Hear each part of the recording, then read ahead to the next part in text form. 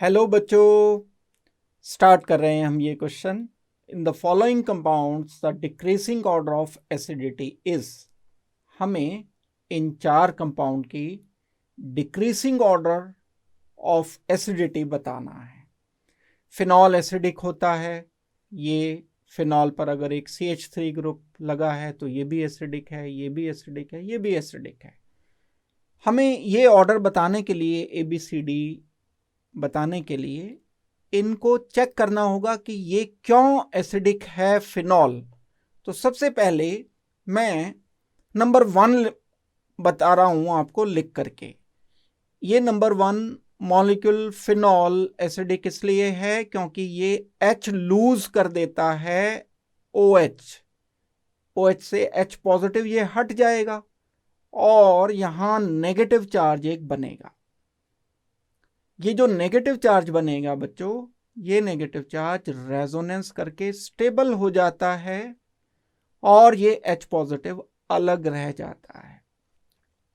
जो भी कंपाउंड जितना ज्यादा H पॉजिटिव देता है वो उतना ही ज्यादा एसिडिक होता है। अगर ये जो नेगेटिव स्पीशीज बनी है, इसको कहते हैं हम कॉन्जुगेट बेस, ये ज्यादा स्टेबल है, हाईली स्टेबल है, तब ये H पॉजिटिव ज्यादा बनेगा। ये नेगेटिव चार्ज अगर स्टेबल है तो ये ज्यादा बनेगा और ये भी ज्यादा बनेगा। तो इसकी स्टेबिलिटी डिसाइड करती है। अगर ये स्टेबल ज्यादा है तो H पॉजिटिव ज्यादा बनेगा और ये ज्यादा एसिडिक होगा। दैट मीन्स हमें इस नेगेटिव चार्ज की स्टेबिलिटी को चेक करना है।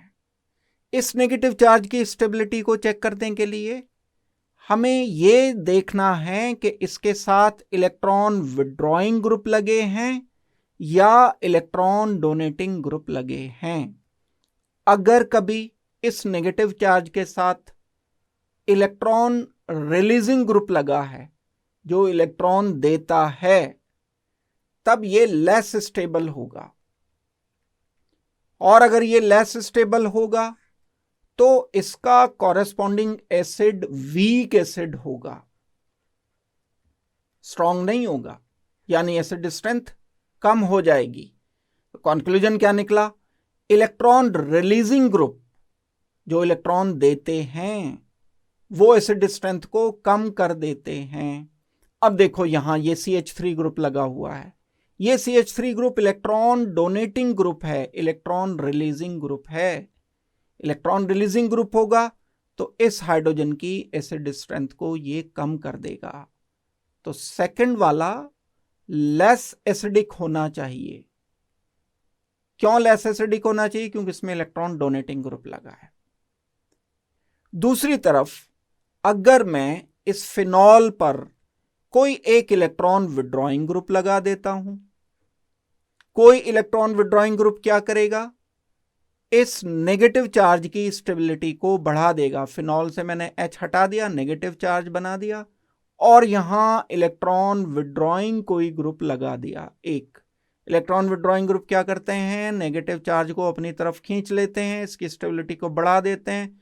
जो इसका कॉरेस्पॉन्डिंग एसिड होगा वो एसिड स्ट्रॉन्गर एसिड होगा। दैट मीन्स कंक्लूजन क्या निकला कि जो इलेक्ट्रॉन विड्रॉइंग ग्रुप होते हैं, जो इलेक्ट्रॉन अपनी तरफ खींचते हैं, जैसे NO2 ग्रुप है, ये NO2 ग्रुप है, ये क्या करेंगे? इलेक्ट्रॉन अपनी तरफ खींचेंगे, अपनी तरफ खींचेंगे।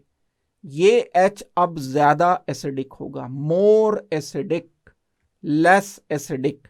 यहां ना तो इलेक्ट्रॉन डोनेटिंग ग्रुप है ना इलेक्ट्रॉन विड्रॉइंग ग्रुप है। तो ये तो एक रेफरेंस है। मींस सेकंड एक ऐसा मॉलिक्यूल है जो सबसे कम एसिडिक होगा, क्योंकि यहां ना तो विड्रॉइंग है ना रिलीजिंग है, ना एसिड स्ट्रेंथ बढ़ रही है ना कम हो रही है। यहां एसिड स्ट्रेंथ बढ़ गई, यहां एसिडिक स्ट्रेंथ बढ़ गई, तो ये दो तो ज्यादा एसिडिक हुए, ये कम एसिडिक हुआ, ये इन बिटवीन आना चाहिए। तो इन चार में लीस्ट एसिडिक हो गया हमारा सेकंड इज लीस्ट एसिडिक। एक बात तो ये हुई। अब ये दो मोस्ट एसिडिक हैं, थर्ड एंड फोर्थ। क्वेश्चन ये आता है कि इन दोनों में ज्यादा एसिडिक कौन सा है। इन दोनों में ज्यादा एसिडिक बताने के लिए हम चेक करेंगे रेजोनेंस। जब मैं इस मॉलिक्यूल का रेजोनेटिंग स्ट्रक्चर लिखता हूं corresponding carbon negative oxygen negative बनाने के बाद, यहां से मैंने H हटा दिया, H हटाने के बाद ऑक्सीजन नेगेटिव लिख दिया चार्ज। ये नेगेटिव लिखने के बाद अब मैंने रेजोनेंस किया इस N double bond oxygen and coordinate bond oxygen के साथ। ये विड्रॉइंग है, ठीक है, लेकिन इस पोजीशन पर जब पैरा पोजीशन पर होता है NO2 ग्रुप, तो ये इस नेगेटिव चार्ज को पूरी तरह से NO2 तक सप्लाई कर देता है। ये नेगेटिव चार्ज यहां से लेकर डीलोकलाइज होते हुए ऑक्सीजन तक पहुंच जाता है।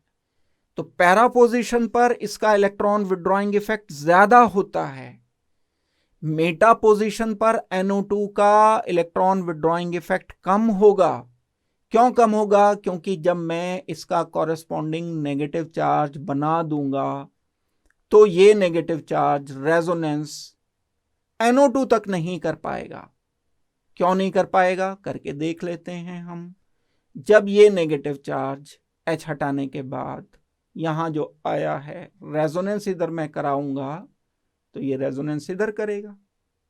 अब ये भी सिग्मा बॉन्ड है, ये भी सिग्मा बॉन्ड है, यहां डिलोकलाइज होने के लिए तो कुछ नहीं है, तो ये आगे रिंग में डिलोकलाइज हो जाएगा। मींस NO2 ने इंडक्टिव इफेक्ट से तो विड्रॉ किया, it is still electron withdrawing group, electron withdrawing है, लेकिन रेजोनेंस नहीं कर पा रहा है।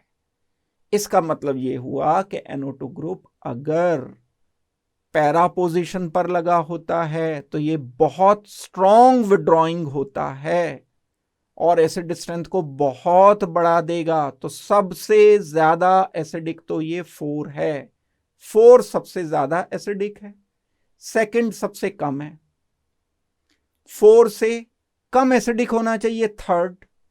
क्यों भाई? क्योंकि इसमें NO2 ग्रुप तो है ही। ये NO2 ग्रुप इंडक्टिव इफेक्ट से तो खींच ही रहा है अपनी तरफ, ठीक है, ये ऑक्सीजन नेगेटिव का रेजोनेंस नहीं कर पा रहा है, तो सबसे ज्यादा 4, उससे कम आ गया हमारा ये एक थर्ड। फिर उसके बाद आ जाएगा 1, क्योंकि 1 में कोई इलेक्ट्रॉन डोनेटिंग ग्रुप नहीं है, इलेक्ट्रॉन रिलीजिंग ग्रुप नहीं है। और सेकंड तो लीस्ट हमने पहले ही डिसाइड कर दिया था क्योंकि ये इलेक्ट्रॉन डोनेटिंग ग्रुप लगे हैं। ये हमारा ऑर्डर है, एक correct decreasing order of acidity का। सबसे ज्यादा 4, उससे कम थर्ड, उससे कम फर्स्ट, सबसे कम सेकंड। अब हम इसमें देख लेते हैं, सबसे ज्यादा 4 तो ऑर्डर सबसे ज्यादा 4, उससे कम थर्ड, उससे कम फर्स्ट, सबसे कम सेकंड। दैट मीन्स बच्चों इस क्वेश्चन का हमारा फाइनल आंसर आना चाहिए D. D is our final answer. Thank you very much and good luck.